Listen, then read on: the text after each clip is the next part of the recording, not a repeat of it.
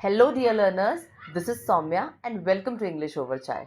आज का ये जो वीडियो मैं आपके लिए लेके आई हूँ, ये आपकी बीहाइव बुक का जो फर्स्ट चैप्टर है, द फन दे हैड, उसकी कंप्लीट समरी है। अभी एग्जाम्स चल रहे हैं और रिवीजन के पॉइंट ऑफ व्यू से ये वीडियो आपके लिए है। जो भी क्वेश्चंस इस चैप्टर से आपके एग्जाम्स में आएंगे, ये वीडियो देखने के बाद आई कैन प्रॉमिस कि आप उसको बहुत ही ईजिली और बहुत आराम से सॉल्व कर पाएंगे। तो चलिए आगे बढ़ते हैं और स्टार्ट करते हैं आज का वीडियो। कॉन्टेक्स्ट का क्या मतलब होता है कि जो भी चैप्टर की स्टोरी है या चैप्टर किस बारे में है वो कॉन्टेक्स्ट में आता है। देख लेते क्या है।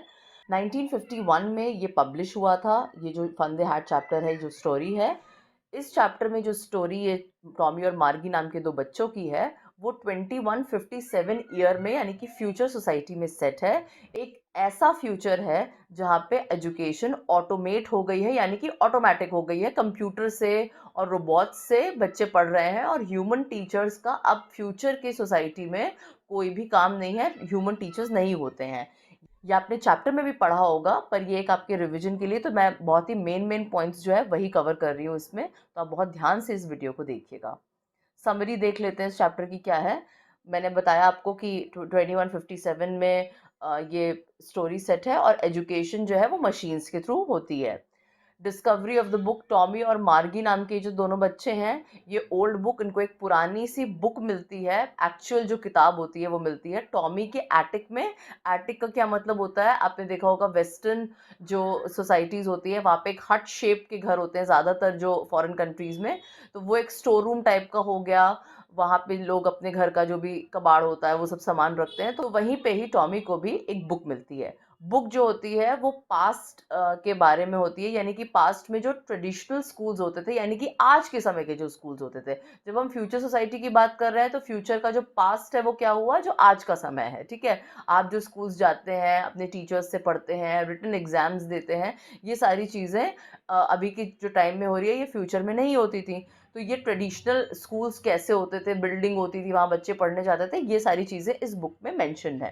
Contrasting education system. कंट्रास्टिंग का क्या मतलब होता है, बिल्कुल ऑपोजिट होना, बिल्कुल विपरीत होना। ठीक है, तो ये इस स्टोरी में क्या डिस्क्राइब किया गया है कि जो ट्रेडिशनल स्कूल की सेटिंग थी, वो जो बुक है वो स्कूल्स के बारे में है। उसमें वो दिया हुआ है कि स्कूल बिल्डिंग होती थी, वहाँ पे टीचर्स पढ़ाते थे, मतलब ह्यूमन टीचर्स पढ़ाते थे, रोबोट्स का या मशीन्स के थ्रू पढ़ाई नहीं होती थी। ये सारी चीज़ें टॉमी और मार्गी के लिए बहुत ही अजीब सी हैं, बहुत अलग है, क्योंकि उन्होंने हमेशा मशीन से, रोबोट से ही पढ़ाई की है। तो ये सारी चीज़ें उसमें मेंशन्ड है। ये कंट्रास्ट कैसे है, क्योंकि ऑटोमेटिक जो पढ़ाई हो रही है, जो मैकेनिकल टीचर्स के थ्रू आजकल के बच्चे पढ़ रहे हैं, उससे ये बिल्कुल भी डिफरेंट है। तो ये कंट्रास्टिंग या बिल्कुल ऑपोजिट एजुकेशन सिस्टम हो गया। आगे देख लेते हैं मार्गीज ट्रांसफॉर्मेशन। मार्गी का क्या ट्रांसफॉर्मेशन हुआ। इनिशियली मार्गी जो थी वो स्कूल को बिल्कुल भी पसंद नहीं करती थी, कि एक स्कूल रूम होता था, वहाँ पे रोबोटिक टीचर है, वो पढ़ा रहा है और वो जा करके वहाँ पे अपना होमवर्क को इंसर्ट कर रही है, और पूरा सब कंप्यूटराइज्ड सिस्टम है, रोबोट्स के थ्रू पढ़ाई हो रही है। तो ये जो स्पेशली जो ये मैकेनिकल टाइप की टीचिंग है, इस टाइप के जो स्कूल का सिस्टम है जो फ्यूचर में हो गया, इसको बिल्कुल भी मार्गी पसंद नहीं करती थी। वो जो ट्रेडिशनल स्कूल्स के बारे में अब पढ़ रही है, वो बुक से उसको पता चल रहा है कि स्कूल बिल्डिंग होती थी, ये सारी चीज़ें होती थी, उसको वो बहुत ज़्यादा पसंद आ रहा है, उससे वो बहुत ज़्यादा फैसिनेट हो रही है, बहुत अट्रैक्ट हो रही है। तो ये मार्गी के अंदर एक ट्रांसफॉर्मेशन आया है कि उसको अपनी पढ़ाई ना अच्छी लग के, जो पुराने ज़माने में पढ़ाई होती थी स्कूल जा करके और ह्यूमन टीचर्स से पढ़ करके, वो ज़्यादा उसको पसंद आ रही है। टॉमी का क्या पर्सपेक्टिव है। टॉमी जो है वो नॉलेजेबल है टेली बुक्स के बारे में। टेली बुक्स का क्या मतलब होता है, मैंने आपको बताया भी है, जो कंप्लीट इसका एक्सप्लेनेशन वीडियो है उसमें, कि टेली बुक्स जैसे आज के ज़माने में आप किंडल देख सकते हैं, जो आपकी इलेक्ट्रॉनिक बुक्स होती हैं, ई बुक्स होती हैं, उनको टेली बुक्स कहते हैं। उसके बारे में टॉमी जो होता है उसको बहुत नॉलेज होती है। और टॉमी जो है वो इनिशियली बहुत ज़्यादा जो ओल्ड फैशन टाइप का जो स्कूल सिस्टम है उसमें वो उसको ज़्यादा इंटरेस्ट नहीं होता है। उसको अपनी जो आज के समय की फ्यूचर में, यानी कि आज से जो फ्यूचर होगा उसकी जो पढ़ाई है रोबोटिक टीचर्स की, वो उसको ज़्यादा पसंद आती है। उसका कहना होता है कि बुक्स हम एक बार पढ़ते हैं, उसके बाद हम उस पर कुछ ना मीनिंग देख सकते हैं, ना हम उसके सिनोनिम्स देख सकते हैं, ना ही उसको चेंज कर सकते हैं। तो बुक जो होगी वो हम एक बार पढ़ के वो बेकार हो जाएगी। और बेकार का वो स्पेस घेरेगी। लेकिन अगर मैं ई बुक से पढ़ूँगा तो उसमें मैं एक ही डिवाइस पे कई सारी बुक्स थाउज़ेंड्स ऑफ बुक्स उसमें ई बुक में होंगी और मैं जो चाहूँ वो बुक पढ़ सकता हूँ और कोई भी स्पेस का वेस्टेज भी नहीं होगा। इसलिए टॉमी जो है उसको जो आज के समय में यानी कि वही फ्यूचर में उसके टाइम की जो मैकेनिकल टीचिंग है वो ज़्यादा पसंद है और मार्गी जो है वो ओल्ड टाइम के जो एजुकेशन सिस्टम है उससे ज़्यादा फ़ैसिनेट हो रही है। मार्गी पे क्या असर पड़ता है, क्या इम्पैक्ट होता है? मार्गी जो है बहुत ज़्यादा नॉस्टैल्जिया एक्सप्रेस करती है और एक डिफरेंट लर्निंग एक्सपीरियंस के लिए उसकी बहुत ज़्यादा चाहत होती है। Longing for a different learning experience मतलब बहुत ज़्यादा चाहत होना एक नए लर्निंग एक्सपीरियंस की। यानी कि वो रोबोट टीचर्स और इन सब से पढ़ के बहुत ज़्यादा बोर हो चुकी है और अब उसको भी लग रहा है कि काश कोई स्कूल बिल्डिंग हो, वहाँ पे और भी स्टूडेंट्स आएँ पढ़ने के लिए और बच्चे आएँ, ह्यूमन टीचर्स आएँ और मैं वहाँ जाकर के पढ़ाई करूँ। She wishes to experience the traditional school setting described in the book. वो जो है वो वही मैंने आपको पहले ही बताया कि जो ट्रेडिशनल स्कूल है उससे ज़्यादा अट्रैक्ट हो रही है और वो उसी चीज़ को एक्सपीरियंस करना चाहती है और वो रोबोट टीचर से अब बिल्कुल भी नहीं पढ़ना चाहती। चलिए आगे बढ़ते हैं, थीम्स डिस्कस कर लेते हैं। फर्स्ट थीम क्या है? टेक्नोलॉजी एंड एजुकेशन, कि किस तरह से टेक्नोलॉजी जो है वो एजुकेशन को इम्पैक्ट कर रही है, उस पर असर डाल रही है। तो मेनली क्या थीम है स्टोरी की कि एडवांस टेक्नोलॉजी और ये जो रोबोट्स और मशीनरी आने से एजुकेशन के सिस्टम पे क्या असर पड़ा है और जो ये आपकी रोबोटिक टीचिंग है इसकी क्या एडवांटेजेस और डिसएडवांटेजेस है, क्या प्रॉज एंड कॉन्स हैं। कि एक तरफ आपके एक तरह से अच्छा भी है कि आपको स्कूल नहीं जाना पड़ रहा है, सुबह उठना नहीं पड़ रहा है, यूनिफॉर्म पहन करके ये सब नहीं करना पड़ रहा है जो अभी के प्रेजेंट सिनेरियो में बहुत सारे बच्चों को पसंद नहीं है। पर दूसरा इसका जो एक डिसएडवांटेज है वो ये है कि आपका कंप्लीट जो ओवरऑल डेवलपमेंट होना चाहिए बच्चों का वो नहीं हो पा रहा है, क्योंकि कोई बात करने के लिए नहीं है, फ्रेंड्स आप स्कूल में जो बनाते हैं उसका कोई मौका नहीं है, टीचर्स से जो आप इंटरेक्ट करते हैं वो सारा कोई सिस्टम इसमें नहीं है। तो दोनों ही चीज़ें हैं। तो मेनली यहाँ पे जो थीम है वो यही है कि मशीन्स का एजुकेशन पे क्या असर हुआ है।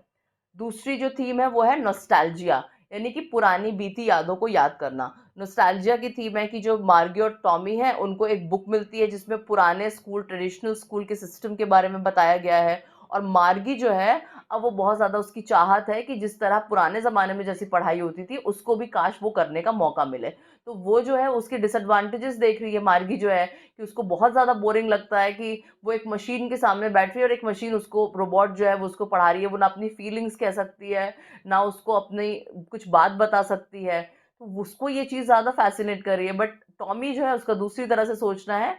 वो उसको लग रहा है कि नहीं, मुझे एक कॉम्पैक्ट स्पेस में मुझे कई सारी बुक्स पढ़ने को मिल रही है तो मुझे ये ज़्यादा तरीका सही लगता है।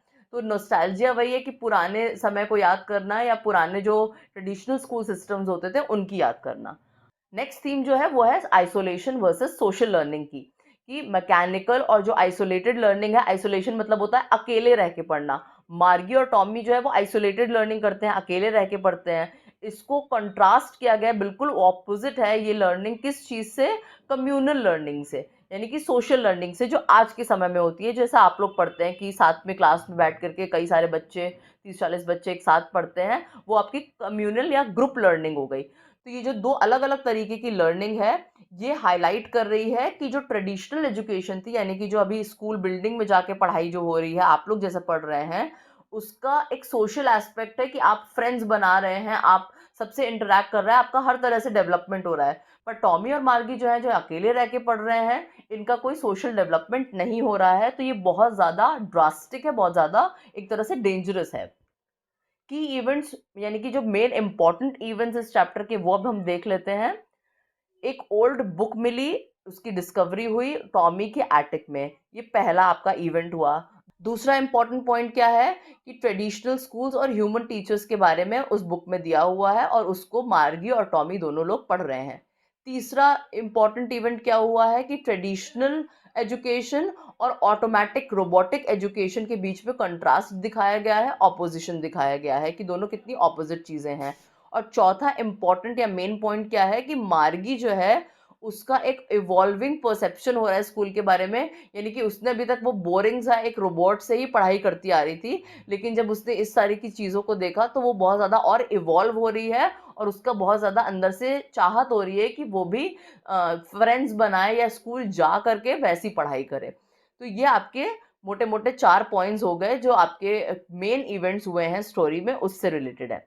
अब हम कैरेक्टर स्केच देख लेते हैं। तो मेनली दो ही कैरेक्टर आपके मेन है, टॉमी और मार्गी। तो सबसे पहले हम मार्गी का कैरेक्टर देख लेते हैं कि इनिशियली उसको स्कूल्स पसंद नहीं थे, लेकिन मार्गी जो है वो जब एक पुरानी बुक पढ़ती है और जब वो देखती है कि पुराने स्कूल में कैसा सिस्टम होता था, तो वो ट्रांसफॉर्म हो जाती है। उसको पुराने स्कूल का सिस्टम पसंद आने लगता है, वो पढ़ाई उसको ज़्यादा अच्छी लगने लगती है। वो बहुत ज़्यादा रिफ्लेक्सिव हो जाती है और वो बहुत ज़्यादा, उसको क्यूरियोसिटी होती है, यानी कि उसको जानने की इच्छा होती है, जिज्ञासा होती है, पास्ट में कैसे स्कूल्स होते थे। और वो अपनी एक डिज़ायर एक्सप्रेस करती है, अपनी इच्छा ज़ाहिर करती है कि वो भी इस तरह की एजुकेशन जो पुराने समय में होती थी, उसको वो एक्सपीरियंस करना चाहती है, वो वैसे ही पढ़ना चाहती है। तो ये मार्गी के कैरेक्टर के बारे में हमको पता चल रहा है। नेक्स्ट मेन कैरेक्टर है टॉमी। टॉमी जो है वो ज़्यादा नॉलेजेबल है टेली बुक्स के बारे में, जो आपकी ई बुक्स हैं, और उसको ये जो ओल्ड फैशन स्कूल सिस्टम है, ट्रेडिशनल स्कूल सिस्टम, वो ज़्यादा उसको पसंद नहीं आया है। उसको अपना सिस्टम ज़्यादा अच्छा लगता है। लेकिन फिर भी जब मार्गी को ये इच्छा होती है कि वो पास्ट के स्कूल्स के बारे में जानना चाहती है, उसमें इंटरेस्ट उसका होता है, तो ही बिकम्स अ कंड्यूट फॉर मार्गी कि ओके, मैं वो बुक तुम्हें दे दूंगा, या मैं तुम्हारी हेल्प करूंगा, तुम्हें और समझाऊंगा कि वो कैसा स्कूल्स का सिस्टम था या क्या होता था उसमें। कंड्यूट की तरह या एक हेल्पर की तरह, कि मार्गी को और इन्फॉर्मेशन देने के लिए वो उसके लिए तैयार हो जाता है, बट खुद उसको उतना इंटरेस्ट नहीं होता है। ये दो जो कैरेक्टर्स थे आपके, टॉमी और मार्गी मेनली, उनके बारे में आपका ये पूरा हो गया है कैरेक्टर स्केच। जो भी अगर कोई कैरेक्टर स्केच आता है एग्जाम में आपका, तो आप इससे देख करके या जो भी है समझ करके आप एग्जाम में आराम से लिख सकते हैं। सो आई होप कि ये जो एक छोटा सा वीडियो मैं आपके लिए लेके आई थी, या एग्जाम टाइम में जब बहुत ज़्यादा जल्दी है तो आपको क्लियर हो जाए चीज़ें, आपको पसंद आया होगा। If you have liked the video, please do like, share and subscribe to the channel. कुछ पूछना हो आपको तो आप कमेंट बॉक्स में मुझसे पूछ सकते हैं। मिलते हैं आपसे बहुत जल्दी नेक्स्ट वीडियो में। Till then, take care, good bye.